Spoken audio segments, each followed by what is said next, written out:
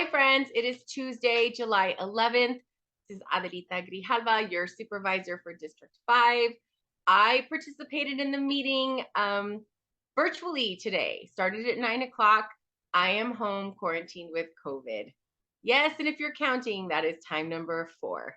I went to Washington, D.C. with Mariachi Aslan de Pueblo High School, and the experience was amazing, but I didn't take some basic precautions into account, like wearing a mask in the airport. I was in close quarters with a lot of people at, a concert, and I walked the parade route with the mariachi.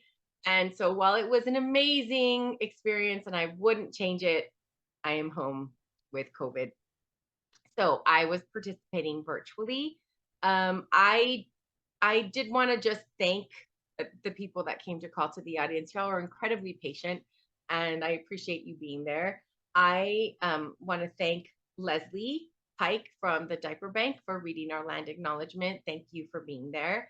And I wanted to thank those speakers that came specifically from Stop the Hate Collective to speak about the importance of being civil and being kind and thoughtful and stop hating. What I've noticed and I've been, I think, rightfully criticized for is some of the conduct that is happening with some of our community members when they come to the board meeting. I think they think that freedom of speech is completely free and you can say and do whatever you want. And I am making the commitment that there will not be any more attacks on people's identity, like your ethnicity, your race, your gender, sexual orientation, any of that. Every individual should have the right to their own identity and how they identify themselves without criticism or fear of some sort of retaliation or retribution. And so that is going to be one of the main things that I will incorporate at the beginning of every meeting, not just the call to the audience. It is constant and not acceptable. And so I appreciate the feedback and am completely taking it into account.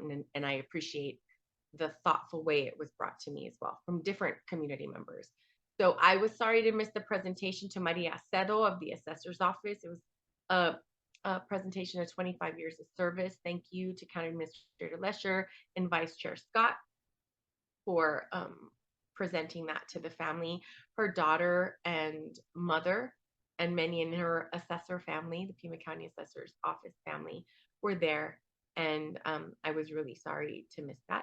I want to thank Vice Chair Scott for running the meeting. I appreciate that.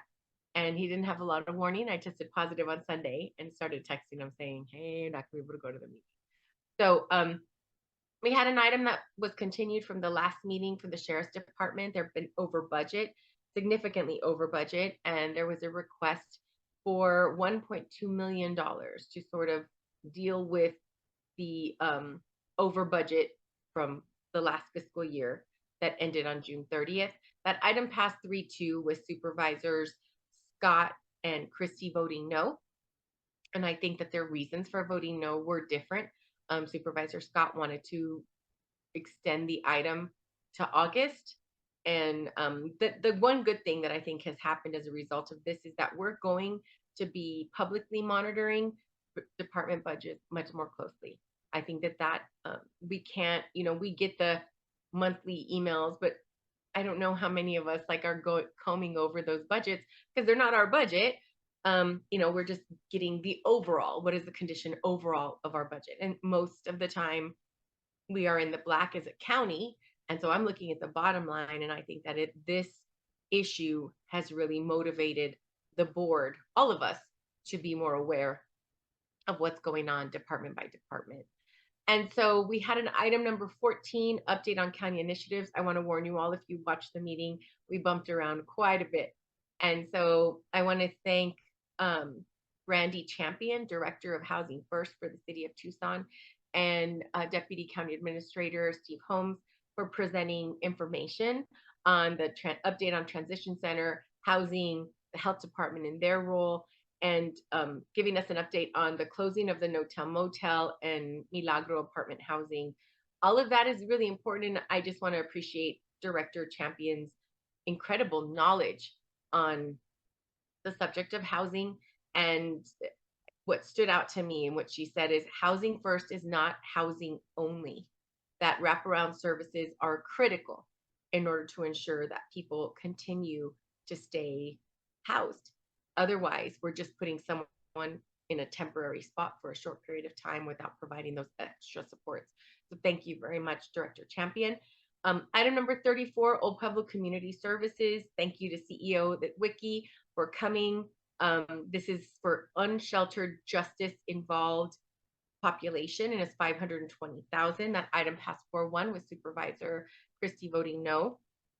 Quail Canyon, there was a presentation, and then we took a break, and then came back to the item, and then had about 40 people speak on the issue, and specifically the rezoning of this area from CR1 to high density development. And so this development is passed 4-1. I voted against it.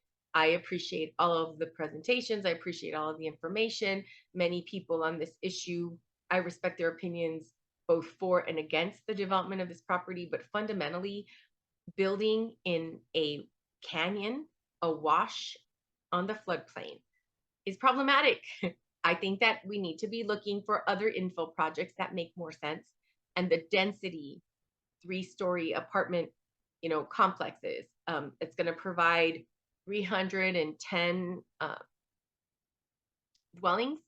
And what I heard repeatedly was it's the importance of housing, and we have such a critical housing need, but this is not affordable housing.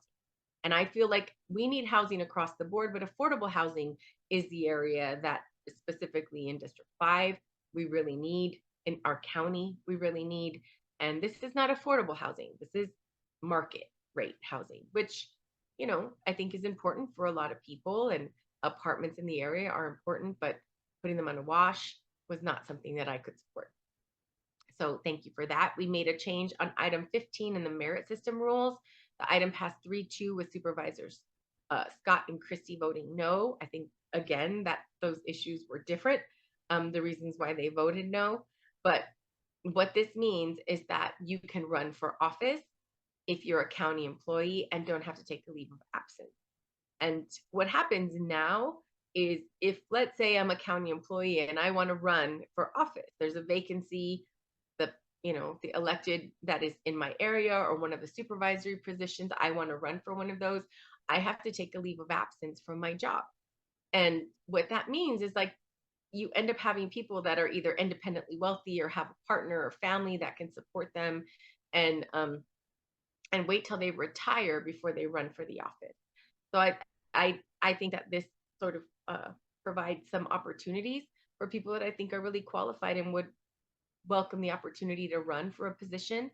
And the only exemptions at this point, and that had to do if your county administrator or director approved it, is you could run for like school board or maybe Pima Community College Board, because those are unpaid positions and they're nonpartisan.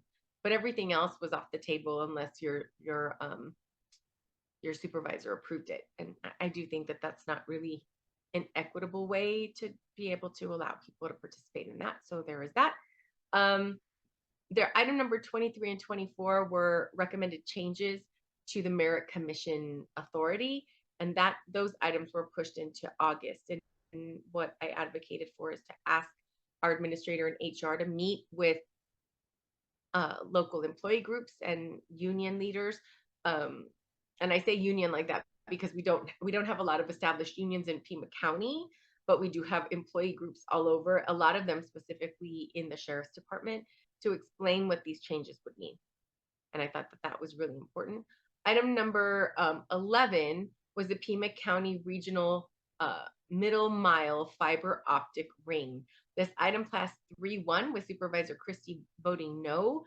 10% of households in Pima County do not have access to broadband or internet, and this ring is going to help address that issue for a third of those people. So we still have a significant number of people in Pima County that do not have access to broadband or internet, And I think that many of us that have had internet for a really long time are sort of scratching our heads like, how is that possible? And it is very possible. And I think this is incredibly important. And I wasn't really sure what the opposition was to that, but I think it's incredibly important. And so, many in our community will be positively impacted by this grant. So I appreciate that. Item number 13 passed 3-1. This was the Arizona Department of Water Resources. This is an item requested by Supervisor Hines that is asking for a model of our groundwater conditions and just sort of an assessment. This was something that was done in Maricopa County by the Arizona Department of Water Resources, and he was asking the board to ask that same assessment be done here in Pima County. I think that it was positive. I don't understand what the the negative consequences would be for asking for that assessment. And we have a major issue with groundwater and water accessibility. So this totally made sense. So that item passed 3-1. And I apologize when I started saying items passed 3-1. So there's only 4. It's about 2:30. Supervisor Bronson had to leave the meeting, and so the other items, there are only 4 of us that were available to vote. So that's why it passed 3-1. Item number 21, I just want to highlight as a Pueblo warrior, I'm so happy that thank you to the Gila River Indian Community state shared funds. They gave a grant of $140,677 to Pueblo High School to renovate their cafeteria. And as an alum, cafeteria looks just like it did when I graduated in '89. And so it is a very much needed investment. Thank you so much for that. Addendum item 2 was the Vail Incorporation. That item passed 4-0. All this basically does is allow petitions to be circulated amongst those that are going to be voting, potential voters on this issue. And if they get the amount of signatures they need, then it'll go on the ballot. And if it goes on the ballot, then voters get to decide whether they want to be incorporated or not. And I thought that made a lot of sense to me. The meeting ended at 3:41, and our next meeting is July 25th. Stay safe, my friends, and thanks for keeping up with Pima County politics.